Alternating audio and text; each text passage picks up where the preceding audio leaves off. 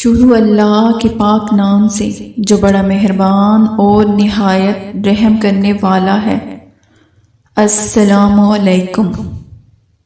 حضرت علی علیہ السلام فرماتے ہیں، آگاہ رہو کہ یہ قرآن وہ نصیحت کرنے والا ہے جس میں کوئی کھوٹ اور ملاوٹ نہیں، ایسا ہدایت کرنے والا ہے جو کبھی گمراہ نہیں کرتا، ایسا خبر دینے والا ہے جو کبھی جھوٹ نہیں بولتا۔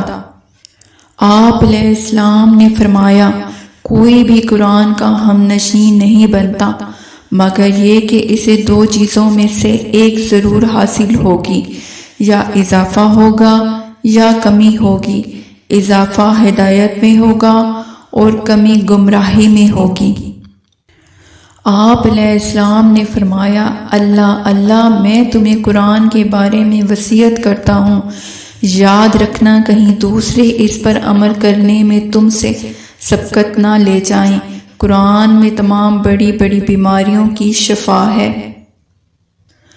آپ علیہ السلام نے فرمایا، قرآن پڑھو اور اس کو یاد کر لو، کیونکہ اللہ اس دل پر عذاب نہیں کرتا جس دل میں قرآن ہو۔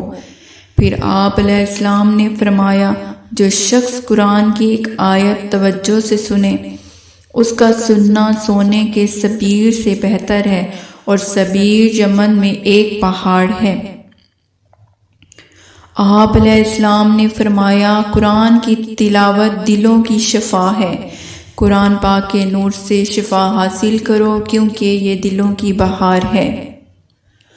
آپ علیہ السلام نے فرمایا کہ جب بھی قرآن پاک کے کاغذ کو زمین پر پڑا ہوا دیکھو تو اسے فوراً اٹھا کر احترام کی جگہ پر رکھ دو، تو اللہ تعالیٰ تمہارے اس عمل کے بدلے میں تمہارے والدین کو بخش دے گا۔ آپ علیہ السلام نے فرمایا، قرآن کی تلاوت کرو، قرآن میں تم سے پہلے کی خبریں ہیں، تمہارے بعد کے واقعات اور تمہارے درمیانی حالات کے احکامات موجود ہیں۔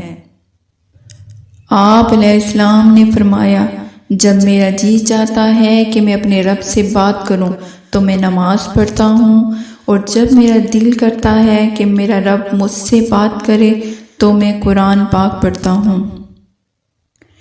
بدبخت ہے وہ شخص جس نے زندگی کے بدلنے کے لیے درجنوں کتابیں پڑھی، لیکن قرآن کریم اس کے پاس گرد آلود ہوتا رہا۔